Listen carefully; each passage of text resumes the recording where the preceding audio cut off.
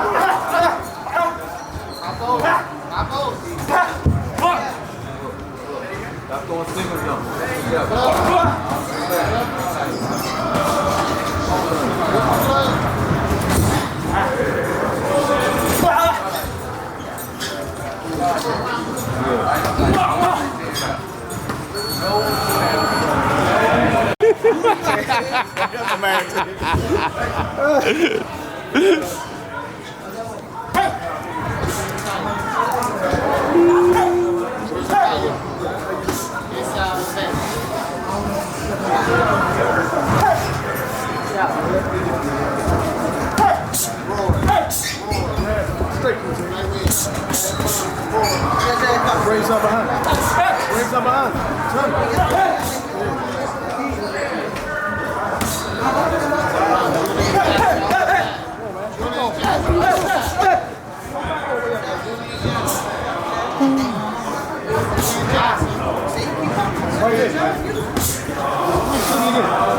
Shoot it.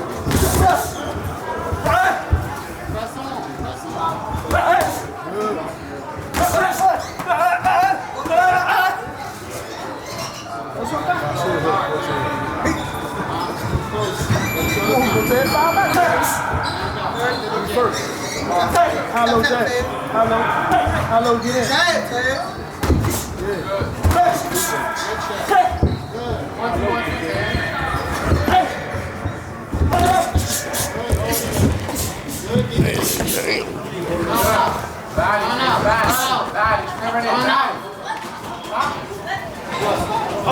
Listen to your one.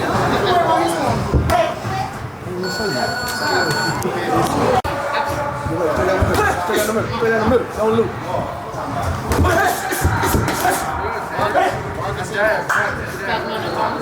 Jab. Show those up. Jab.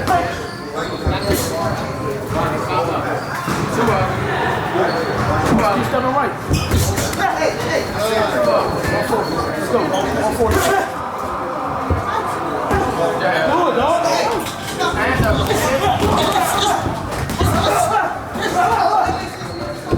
Stop backing up on the rope.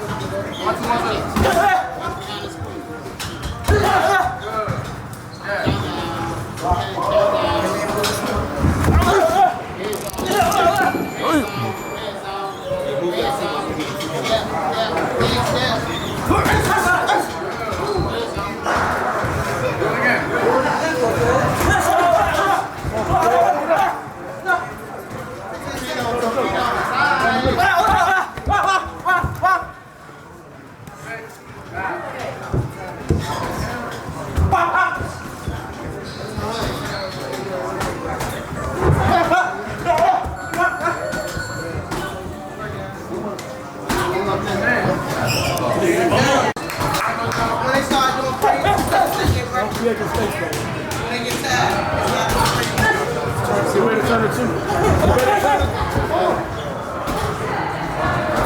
You back it straight up.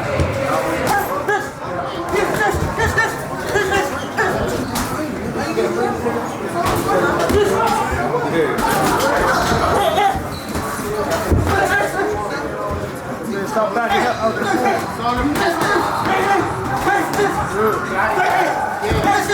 Good. Showing them up. Find it again. Good. Mickey Ward. Get close to find Mickey Ward. Shout it.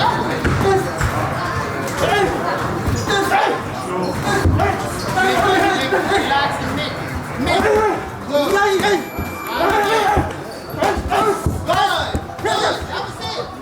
Two five back. Shovel inside. Ready, we'll go. One shot. Add it 2 minutes. Inside. 34, Crispy. 34. 34. 34. 34 again. Then squat. Again. Squat. Damn, you got listen when I take. Come on, You did what you do when I take through it, man. Just do it. Come on. Hey, this ring, I don't want to scream. I want to be able to translate it back here. Where do you start from? Where do you start? Bottom? Good. Got an inch. Good. Good. Keep it down. Drop the tray. Drop the tray. Ooh. Tuck and turn out. So hop around. Good. Hop around. Mike Tyson. Mike Tyson.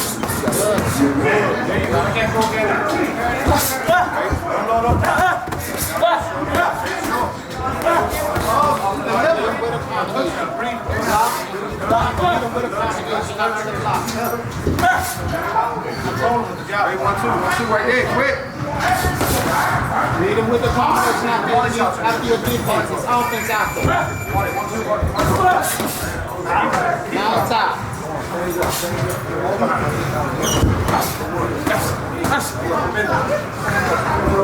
Set up stand over. You gotta find it.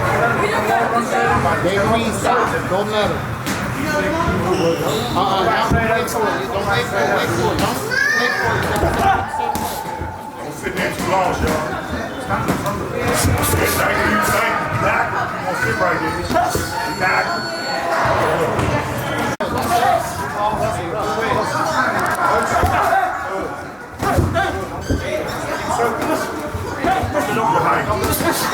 Stand down low. On top. Fast. Thank you. Right there. Good. Short. Dig out. Watch your feet around. Short. Mike Tyson. Back.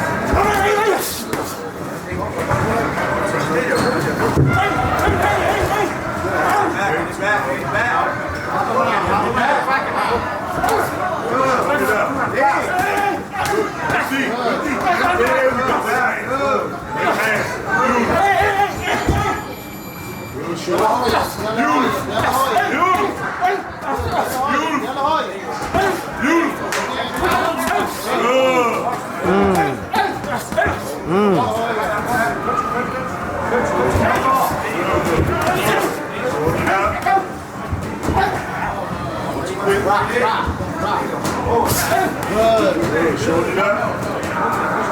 4 seconds. Good.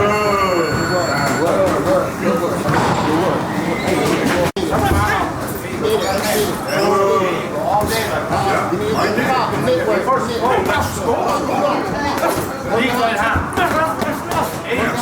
Good.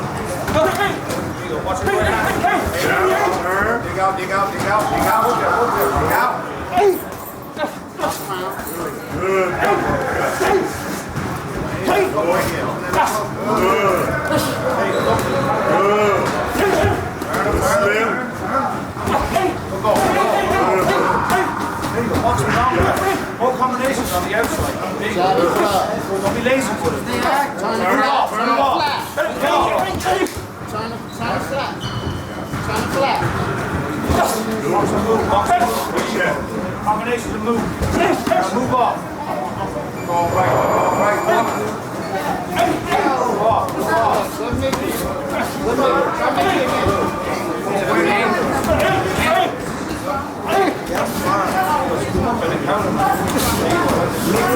Hey, Mickey Moore on that side. That's it. Good. Drop it. Fast. Dig out.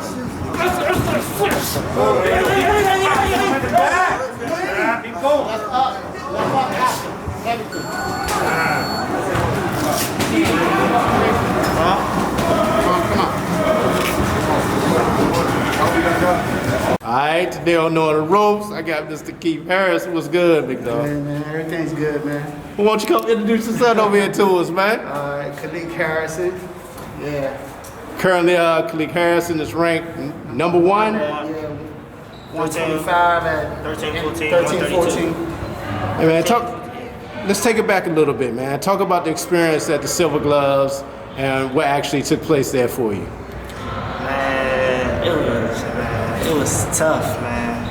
Had a fight local, the number 1 ranked kid in the locals, yeah. Beat him. Which was what was his name and what gym was he from? Ben Johnson from No Excuse. Beat him, went to the regionals, fought another tough kid that was from Florida. He was ranked number like 3 or 4. Beat him, then went to the national. Yeah, beat Sasha Tudor. That was his name. I was ranked number 3 or 4. Then I went to the nationals. I advanced to the nationals and beat a boy from Toledo, Ohio, and Region 8. And boy from Region 8 from Texas. Which is always the toughest region. California. No, it's California. California. Yeah. You know, with that being said, will you be a part of the Western qualifiers? Not this year. Not this year, man. It's hard taking out of school. It's a lot with the teachers and how they count kids that are in sports like boxing that are not school sports, high school sports. You know, they don't allow too many days to be taken off. So I gotta watch with his level and what tournaments we do and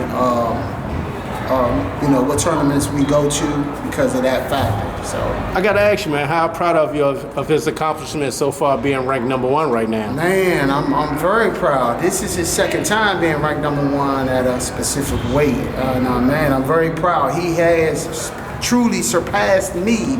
You know, and I was a great amateur. I actually went in the DC Boxing Hall of Fame from my amateur accomplishments. And, you know, I came up in a tough gym, Hillcrest Boxing Gym, you know. My stablemates were Lamont Pearson, Dale Matchett, Haywood Carter, Jamie McAllister. And I could go on and on and on. Reggie Green, oh man, you know, at my gym, we had some tough fighters come out of there, and you know, I was one of the ones that blossomed. And what I did was transferred all of my skills and boxing knowledge to my son, and I'm really proud that he's absorbed the sport of boxing the way he has, and he's taken it to a whole nother level than what I took it to. You know. I was pretty good. I won the Golden Gloves, you know, the local Golden Gloves 3 times. I won the ABF tournament twice. I fought internationally a couple of times, you know. And all of my experience and from the sparring that at that time that I got, you know, I just translated that into him. People like I sparred, been in the ring with people like Sean Ben Mitchell, who's world champion, Mark Too Sharp Johnson. I learned a lot from those guys. Joppy, Paul Williams. I sparred with a lot of, you know, world-class fighters. You know what I'm saying? So, you know, and I just took that my knowledge from a lot of people I sparred with and fought against. People like Luther Smith Tinky. You know, Michael Ward was one of my toughest opponents. Gary, believe it or not, Gary Russell and them got an older brother named Gary Jones. Bad dude. I mean, you know, I fought him twice. You know, he went on to fight Fernando Vargas in the Eastern qualifier, or no, in the Olympic trials. But I mean, just to show the level of fighting was back then, you know, it was tough, man. So I tell my son that all the time. This ain't as tough as mine. So, but right now, I transferred a lot of my knowledge to him. And now I gotta ask, man, when did you pick up the love for boxing? When I won my first national tournament, which was the JOs in 2017. When I was 12 years old, at 95 pounds. Oh wow! And when we left, we were driving in the car. My dad said, "It's time for football season. It's the summertime, time for football season." I was like, "Huh?" I don't want to do football no more, so I just want to do strictly boxing. You know, that was actually going to be my next question. Do you do other sports outside of boxing? No. I don't play football no more, I don't play basketball no more, it's all boxing. Oh, wow. So you totally committed to the sport. Yeah. What do you want to be when you grow up? World champion. Oh, wow. Who's some of the people you look up to in the sport right now? Gary Russell Jr., Javante Davis, Terrence Crawford, Earl Spence, Keith Thurman, Floyd, Pacquiao.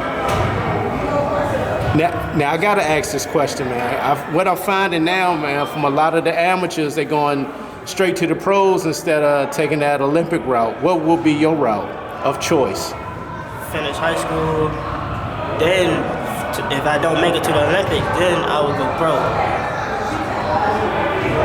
Is that something that you thought about? Yeah, you know, it's up to him and where he's at that time. You know, I see nowadays going to the pro side is becoming younger and younger. Yeah. Just like any other sport, I've seen like the guys from high school basketball going straight to the pros. You know, tennis, if people don't know, tennis players turn pro at 14 and 15 years old. You know what I'm saying? You know, so why can't boxers do it, you know? But the one thing we know about boxing, you can't play boxing. You can't play. So once he's on that level, you know, of course, you know, we got to get rid of the right people, we got to move the right way, and hopefully, you know, his dream will come true of having one of them WBC belts around his chest. You know, I told him the sky's the limit. If he puts in hard work, you know, the sky's the limit. So, what's the one thing you like working on with him the most to improve on the skills? I like working with him on his strength. I mean, I really want him to be strong, and I want him to overwhelm his opponents. That's why, you know, for me with him, he asks me all the time, Daddy, why we going so hard? Why we doing this many? Because I want you to dominate. I want you to go in, and when you touch somebody, they're not gonna want to get touched anymore. You understand what I'm saying? Mm-hmm. So I mean, you know, that's the element of it. I like pushing them to the brink. You know. Now I gotta ask you, have you ever thought about the sport of track? Nah. Not at all. That's actually really good conditioning, man, to be honest with you. His brother does track. He got an older brother. Oh, older brother does track? Yeah. And ironically, you know what, man? What's funny that we're at Oxon Hill Boxing Gym, right? This is the same club he came up in as far as playing when he was 5 years old. Football, basketball. Really? Yeah. And Coach Darryl and his wife are like the commissioners. And believe it or not, he won a championship here in football. And in basketball, did you? We won the championship in basketball. No, we ain't never won the championship in basketball. But here we won the championship in football, man. So it's crazy, man, how everywhere he's been on a championship level or championship mind state. You know what I'm saying? So, you know, tonight, you know, we're here at Oxon Hill, man. You was in the doghouse tonight, man. Talk about the competition tonight and getting that work in.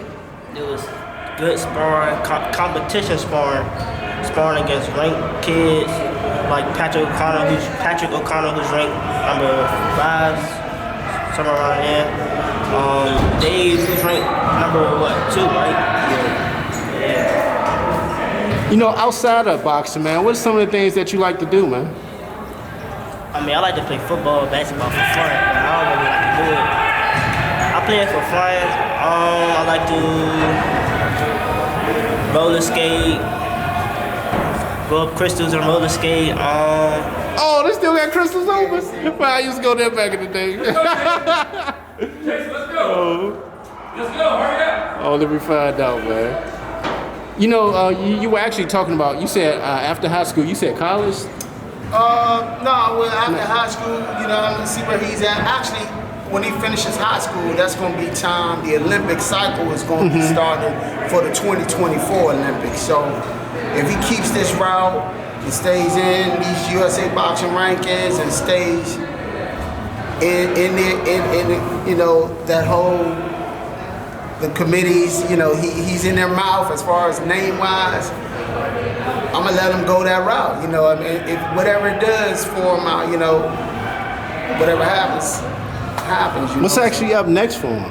What's up next for him? We're gonna do the Junior Olympics. Oh. Next year. The Junior Olympics. Looking forward to it? Yeah. In Lubbock, Texas this year, I believe. Lubbock, Texas. So we gotta make it through the regionals first, man. You know, always been since I was fighting amateur. The Region 2, when you got DC and Philly, and, you know, in the same region. I mean, it's always been between. There's a hotbed of talent in this area. Like with the Region 2, you know, some of the kids from Pittsburgh and stuff like that might trickle through, but it's always really been DC versus Philly in that Region 2, even for the juniors. You know what I'm saying? You know, we always look forward to going against those Philly cats. So, you know, which they produce great fighters too.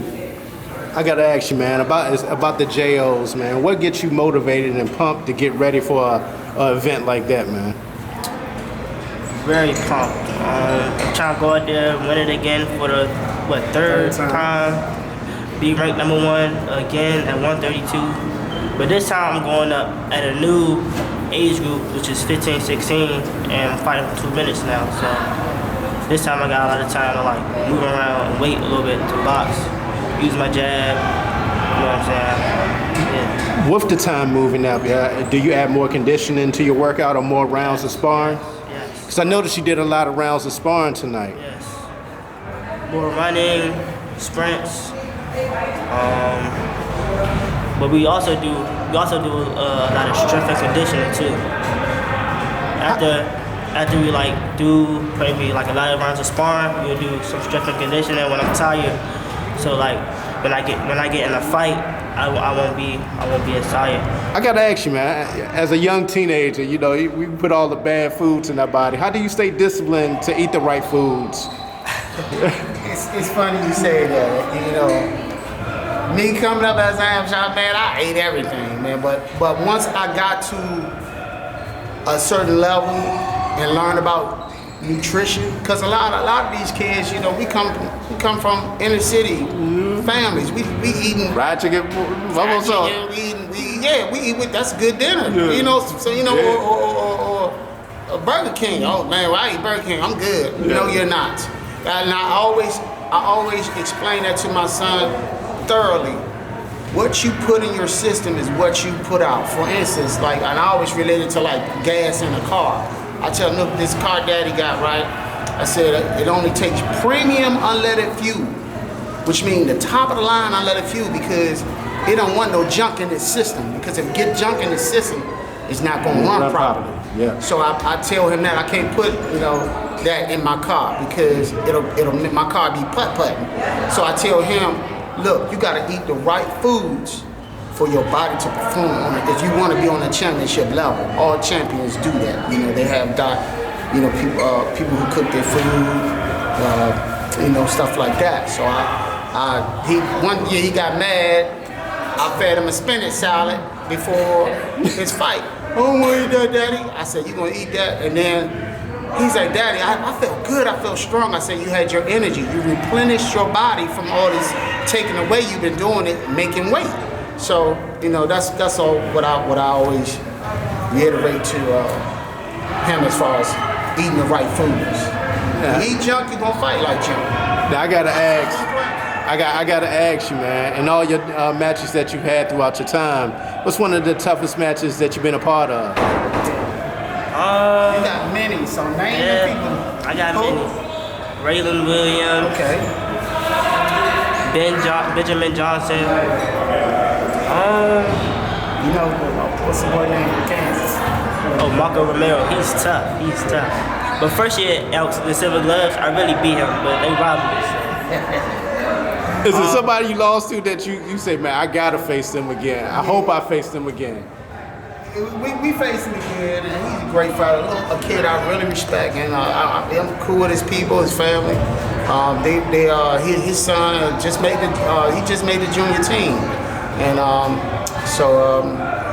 but the second time before him, I saw the tape. I said, "You lost this one, brother. You gave it away in the third, you know." But for him to go to that Silver Gloves, and I mean, every time we've been to it, we made it to the championship. Most of the tournaments we get to, we either come first or second. We only won bronze medal maybe once out of all the tournaments he's been to. One bronze medal. Everything else has been gold or silver. So for him to come back with the title, just to make it to the title, to the championship round, that's a feat for me, you know, and as far as his talent level goes. Now, has he ever had a chance to go international in those international tournaments? No international tournaments yet. Hopefully that's on the horizon when we start fighting now I tell him, you stepping up to junior, you're going to fight 15, 16 now. This is where it gets real. This is the time. This is the time, you know, where you see people check out that was winning when they was 8, 9 years old. This is where you see a difference. This is where the separation comes. This is where the separation comes. Actually, back in the day when I was coming to Hampshire, the Junior Olympics was only for the 15 and 16-year-olds because they wasn't. Yeah, you went in at that little kid, you know. They started the junior, you know. It was at the 15, 16-year-old age group because those are the kids that were coming next. You get what I'm saying? So they were feeding from that crop. So they wasn't really caring about all this intermediate and bantam and pee-wee. It didn't make a big difference. I like it. It's good because it gives kids a head start. You know.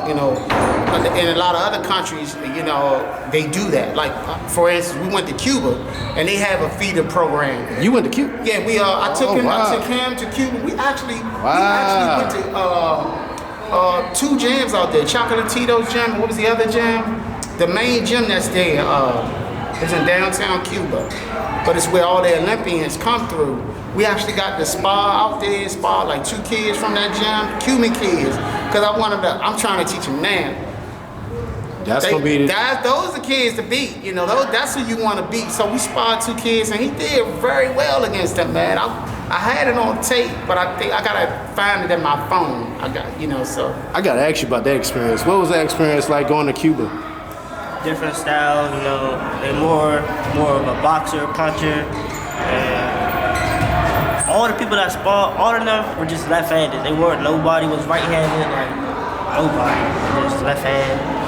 Now, they got really good feet movement, though. I was going to ask that. Was the style different as far as fighting-wise and conditioning? Feet movement, boxing, hand movement, the way they throw their shots, straight punches, defense, blocking. We went to that's the name. We went to Rafael Trajedo's gym or something like that. Rafael Trajedo is like the famous gym in Cuba. It's in like right smack in downtown Cuba. And Kid Chocolatito's gym is maybe 4 blocks away from that. But we went there on a cruise, and what's funny, I had all this stuff packed and gloves. I said, we're gonna get out here and get some work. So I had it already set up. My wife didn't even know I packed his gloves and his hand wraps, and she was like, where are we going? I was like, we can go to this Cuban gym. I want to show Khaliq. We got there, and I set up the spawn. I talked to some guys. They had some kids come and from that gym, Rafael Trajedo's gym, and she was like, what are we doing? We came all the way up. My wife was like, we came all the way out here to give him some spawn too. She started, I said, yeah, well, look, this is a chance of a lifetime. We don't know if we're going to be able to come back to Cuba no more. And guess what? We can't go back over there right now. Something they blocked it off again. So that experience was, and even for him to learn their culture was really, I was really happy about that. Yeah. Now, last question, man. This is my signature question I always ask, man. I know as a young teenager, man, you go through life struggles or friends. What's one of the toughest things that you've been through in your life, and how did you overcome it?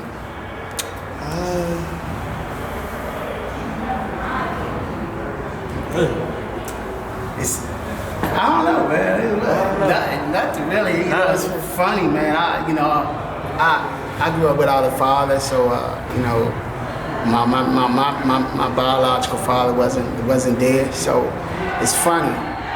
the things I'm giving him and keeping him away from, and my route coming up, he ain't seen it. That's actually a good thing. And I'm and he still got that dog in him though. It's that he got that Southeast in him, that he got that, and I sort of put that in him mentally, through stories, through people from fighting, and a lot of my friends that I know that when we talk about old fighters and who used to do what, and he listening and he seeing where they get this dog from and the neighborhood that they from and stuff like that. So, but I don't want him to be that. I don't want every boxer that don't gotta come from projects. Every boxer don't gotta come from no bad environment.